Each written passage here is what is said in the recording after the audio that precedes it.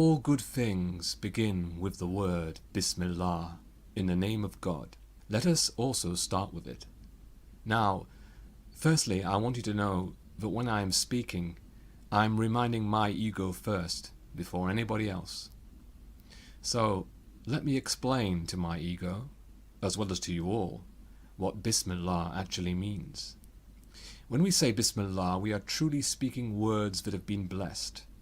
Not only that, but all the living things in the universe are constantly saying this word, Bismillah, every moment of their lives, in their own languages and in their own ways.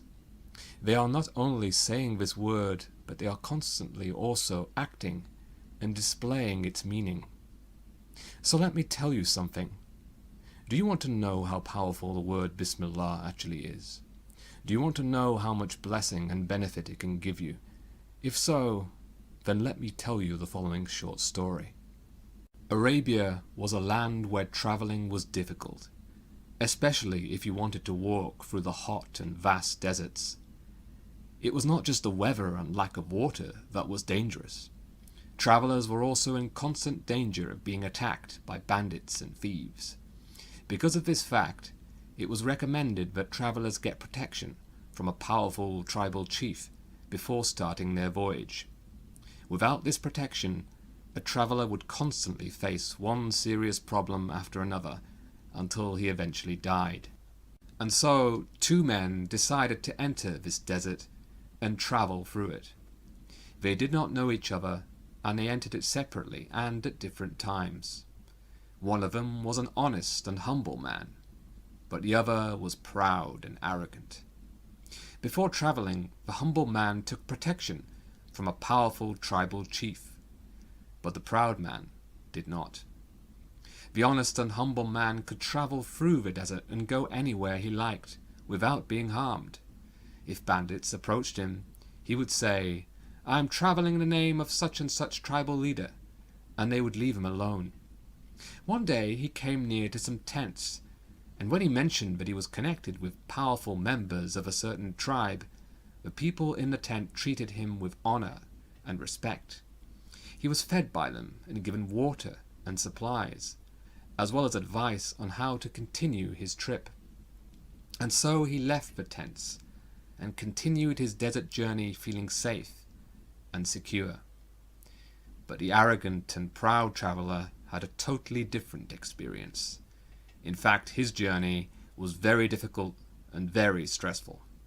He faced one horrible experience after another. Every event during his journey was terrifying for him. He became a beggar, and his situation soon became pathetic. When he passed by some tents, the people insulted him and soon ignored him because of his arrogant attitude. So I want to say this to my proud soul. The traveler is yourself, and the desert is this world. There is no limit to your weakness and poverty, no limit to the number of enemies that you will face, no limit to your needs. Because of this, I advise you to ask for help and protection from the ruler of this whole world, a world which resembles the desert in the story. If you do this, then you will no longer need to act like a beggar and be frightened from everything that happens to you. When you say the words, "in the name of God," you are actually admitting how weak and needy you are. You as a person are absolutely weak and without power and strength. So by saying these words with honesty and with the right intention, you show your Creator how much you depend on His power and His care. Your absolute neediness is answered by your Lord, who is absolutely powerful. So think about how blessed the words Bismillah truly are. A person who says "in the name of God" before everything that he does is like someone who becomes a soldier in an army. He is not scared of anybody because he acts in the name of his government and his ruler. Whenever he says or does anything, he does it as somebody who represents the power of his government and as somebody who wants to serve its laws. Now, do you remember when I told you that all creatures say "in the name of God" in their own way and in their own language? Well, it is true. Let me first give you an example. Imagine if a man comes to your town and forces everybody to leave the town and go to a large building site. He then demands that everybody start digging, making bricks and sawing wood. Do you think that man was able to cause all those people to leave their homes and work? Do you think that he alone acted as somebody who was serving only himself and through his own power? Of course not. You would know that he was a soldier and that he was acting in the name of his king and following his orders. Without the king, he would have no power over you. Now look at the universe and world around you. Nothing acts in its own name or from its own power. Instead, they are always saying the name of God before they do anything. A tiny thing like a seed can somehow produce a massive tree. Such huge things somehow come from things that are so small and weak. Every tree that you see out there is saying, in the name of God, in its own way. It is weak, and it needs strength to grow and produce fruit. When it says these words, it stretches its needy branches and arms out, and they are soon filled with many fruits, thanks to God's mercy. These fruits are then offered to us, as well as to many other creatures.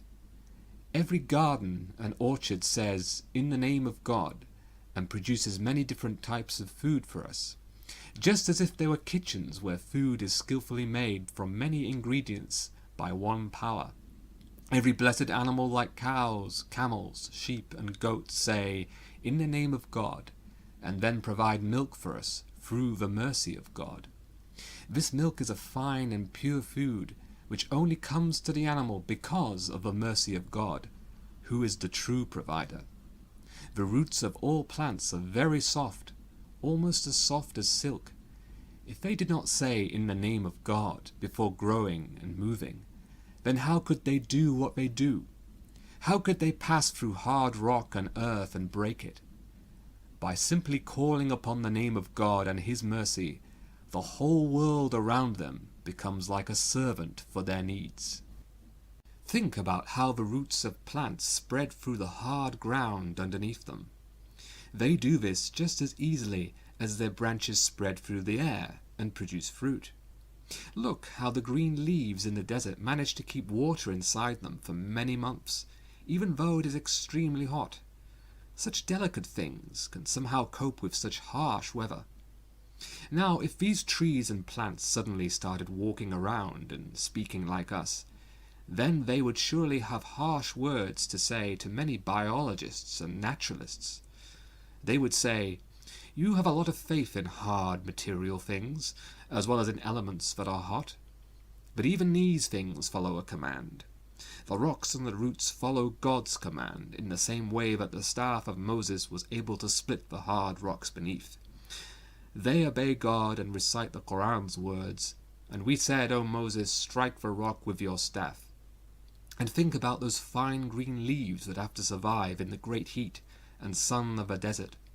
Just as the prophet Abraham was able to tolerate being burned by fire, so also the green leaves are able to tolerate the heat by saying the verse, O fire, be coolness and peace. Everything in the universe says in the name of God and receives blessed things from Him because they act without thinking of their own name or themselves. Rather, they act in His name only, and then provide us with many good things from their Lord. Since this is the way of everything in the universe, then we too should also follow their way. Like them, we should also say, in the name of God. When we give, we should give in His name, and when we take, we should take in His name. And we should not take things from careless people who avoid giving things in God's name. Question. People are highly valuable because they are carrying many blessings that God has given them. But they are not the owners of the expensive things they carry. So what does God ask for in return? And who is the true owner? The answer. God is the one who gives us all the blessed things and qualities that we have. But even though He gives us these benefits, He asks us to do certain things for Him in return. There is a cost for the things that we are given. We are asked to remember Him, to say thanks, and to think about his names and his creation. These three things are the small price that we must pay. So, in order to remember God and remind ourselves of him, we should say, Bismillah, in the name of God. To thank him, we should say, all praise be to God. And in order to think about his names, we should look at all the wonderful things that we can see in the natural world and the universe, and we should realize that they are works of art, riddled with deep meaning and miracles from him.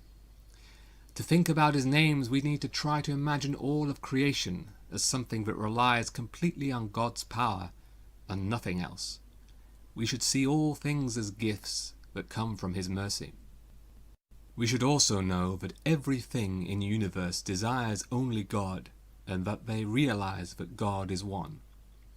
If a servant comes to you and gives you a gift sent to you by a great king, wouldn't it be foolish if you just ignored the king and instead started kissing the servant's feet? Don't you think that action such as that would show that you are ignoring the real owner of the gift? So, it is 1,000 times more foolish to give thanks to the universe for all the gifts that it is apparently offering you. Such an action would mean that you are forgetting to thank the true giver of gifts, that is the Lord of the universe. So, I say this to my soul. If you don't want to be such a foolish person, then you should give in God's name, take in God's name, begin in God's name, and act in God's name.